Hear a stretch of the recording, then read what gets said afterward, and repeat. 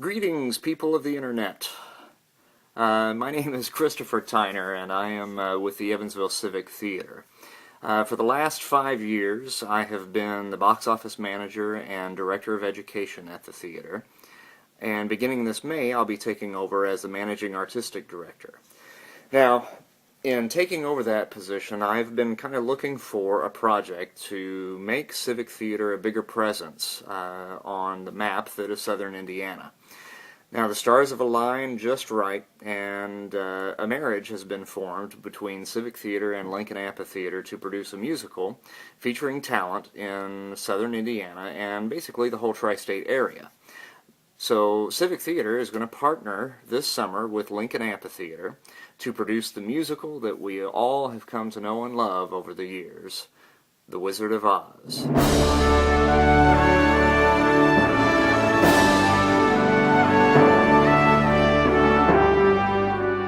Now, the folks over at Lincoln have asked me to tell you a little bit about myself and my concept for the show. So, here goes. Over the years, I've been a part of several inceptions of music programs across the tri-state.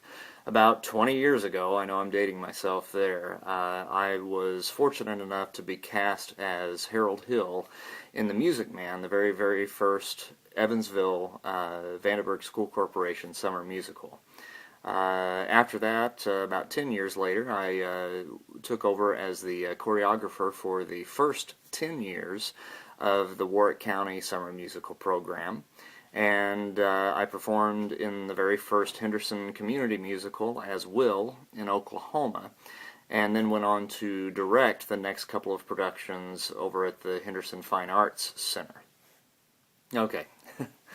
That's enough about my credits. Let's talk about what you really want to hear about, and that's the concept for the show. The tagline that I'm working with for our production of Wizard is The Wizard of Oz like you've never seen it before. Now, what exactly does that mean? Over the years, as a director, I have developed a particularly recognizable visual style with some of my shows. I've taken nods from some of my favorite film directors, such as Tim Burton, Alfred Hitchcock, and Guillermo del Toro, and have created a world for my characters to live in. Over the years, I've done a black and white and red version of Dracula, where all of the actors were in grayscale makeup and costumes with hints of red in the lighting. I took the cast of Arthur Miller's The Crucible, transplanted them to a deserted world in the far-flung future as a colony of a new world begun by a crash-landed spaceship. There was Frankenstein, set in a post-apocalyptic future, and Spring Awakening in a gothic alternate reality. Now, one of my more recent crossovers with Civic Theater was with our first Shakespeare in the Park with Romeo and Juliet. We went with kind of an East meets West theme with that show, with the Capulets being inspired by Japanese geisha and samurai, and the Montagues drawn from the American Old West. As a director, I thrive on shows that allow me an opportunity to challenge an audience with a new spin. And in discussing what would be right for Lincoln this year, we began to toss around the idea of The Wizard of Oz. Now, that's pretty sacred territory, right? I mean, we all grew up watching this movie over and over again as kids, and those images are just embedded in our memories, and messing around with that might be a little bit dangerous. But I got to thinking about it, and I realized that when we see a stage production, very often those elements that we're so familiar with in the film are duplicated for us on stage. Now, don't get me wrong, I think that that's great, and I have seen some spectacular productions that really and truly brought the film to life on stage. But here's the thing.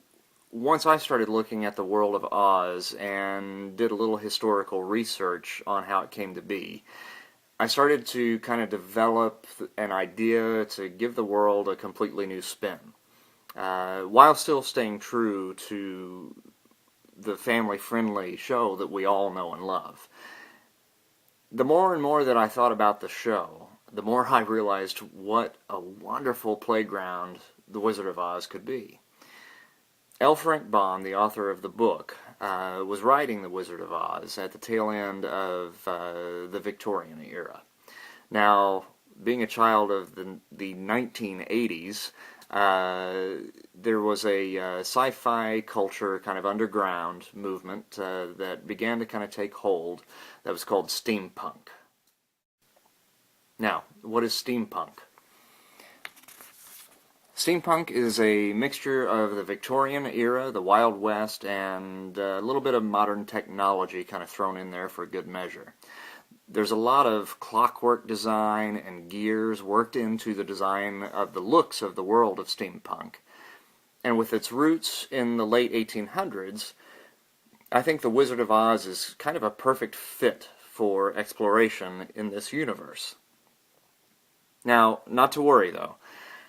All of your favorite songs and characters and all of those memories from the movie will be there. The musical will be done as scripted. We're just giving the world of Oz a completely whole new look. Kind of a technology meets magic. That's the way I see it. I plan on moving Dorothy and her Kansas home into the present day and creating a whole new look for the girl that we know and love. Once the tornado hits, though, Dorothy will be flung into a mysterious steampunk world of flying monkeys with jetpacks and rollerblades, a cybernetic Tin Man, and some gun-toting Winkies. Now, even though I'm moving away from the cartoony aspect a little bit from the original film, you've got my word that I'll be staying true to the family-friendly charm. Children of all ages will be enthralled by this new take. To me, Dorothy needs to be real, and I think by making her a real girl with genuine reactions to this wondrous world that she's been thrust into, I think that we can really get to the heart of the show, kind of like the Tin Man, and really touch on a new emotional chord with this piece. My goal in creating this new visualization of Oz is to entice audiences, young and old, to experience the magic of theater by taking something that you've loved since you were a child and bring it forward to the next generation in a new and exciting way. Now here's the best part about all of this. We're going to be showcasing talent that is homegrown right here in southern Indiana. We'll be holding auditions at different locations from around the tri-state as early as April to make it accessible for anyone that wants to audition. Now, even if you aren't interested in auditioning for the show, if you're from the area, most likely you're going to know somebody that's in the cast. I think this is really going to shape up to be a major destination event for southern Indiana. If you're from here, you can't miss this show.